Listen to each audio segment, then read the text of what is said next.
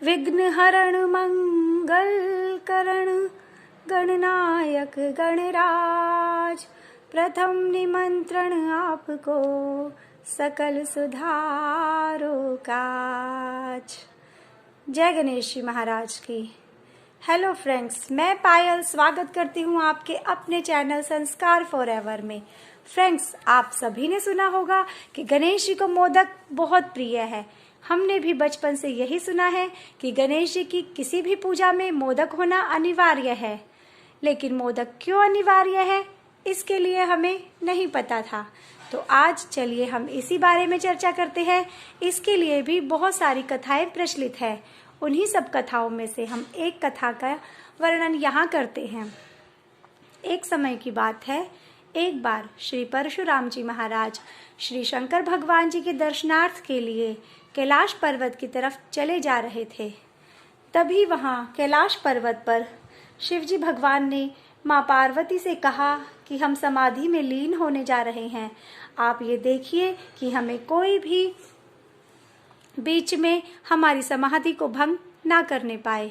उन्होंने यही आदेश गणेश जी को दिया और कहा, देखिए आपके पिताजी समाधि में लीन हैं, आप ध्यान रखिए कि कोई भी शिवजी भगवान की समाधि को भंग ना कर सके। इस पर गणेश जी ने कहा कि माता, आपने आदेश किया है, मैं आपके आदेश का पालन जरूर करूँगा। पिताजी की समाधि में किसी भी तरह का विघ्न नहीं आने दूंगा। मैं यहीं पर पहरा देता हूँ और किसी को भी यहाँ से आगे नहीं जाने दूंगा। तभी परशुराम जी वहाँ पहुँचते हैं और उनसे विनम्र आग्रह करते हैं कि आप हमें शिवजी भगवान से भेंट करने दीजिए। तभी गणेश जी कहते हैं कि नहीं, क्षमा कीजिए, पिताजी इस समय अपनी समाधि में लीन हैं और उनका आदेश है कि मैं आपको वहाँ तक ना जाने दूं। उन्होंने बहुत गुस्से में कहा कि बालक, तुम जानते नहीं हो कि तुम किससे बात कर रहे हो। हम परशुराम हैं, जिन्होंने 21 बार इस पृथ्वी को क्षत्रियों से विहीन कर दिया था। इस पर बाल गणेश कहते हैं कि स्वामी, आप जो भी कोई हैं, लेकिन मैं इस समय अपने माता पिता की आज्ञा का पालन कर रहा हूँ, इसीलिए मैं आपको यहाँ से आगे नहीं जाने दूंगा।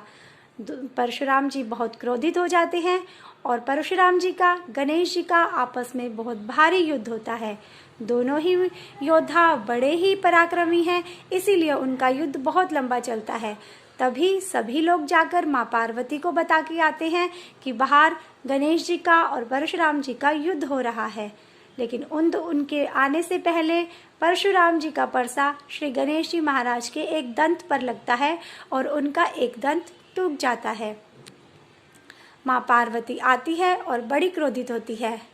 इसी समय शिवजी भगवान अपनी तपस्या से बाहर आते हैं और उन्हें दर्शन देते हैं। परशुराम जी क्षमा मांगते हैं कि माता, मेरे क्रोध की वजह से मैंने अकारण ही इस छोटे से बालक के दंत का भंग कर दिया है। शिवजी भगवान उन्हें माफ़ कर देते हैं और परशुराम जी उनके दर्शन करके अपने यहाँ वापस चले जाते हैं। लेकिन दंत के टूटने पर गणेश जी को बहुत अधिक पीड़ा होती है। माँ पार्वती उन्हें हृदय से लगाती है और उन्हें बहुत दुलार देती है, लेकिन उनसे कुछ भी खाया या पिया नहीं जाता है। माँ पार्वती बहुत परेशान होती है कि अब गणेश जी को क्या खिलाए जिससे उनके दांत में दर्द ना हो। तो उन्होंने बहुत विचार कर एक मीठा पदार्थ बनाया जिसे मोदक कहा जाता है। ये मोदक गणेश जी को इतना पसंद आया कि उन्होंने इसे अपने भोजन का एक ज़रूरी अंग बना लिया और कहा जाता है कि जो भी गणेश जी की पूजा करता है उसमें मोदक का भोग लगाता है तो गणेश जी उसकी सभी मनोकामनाओं को पूर्ण करते हैं। तो फ्रेंड्स, है ना बड़ी इंटरेस्टिंग स्टोरी। उम्मीद है आपको ये स्टोरी पसंद आई होगी।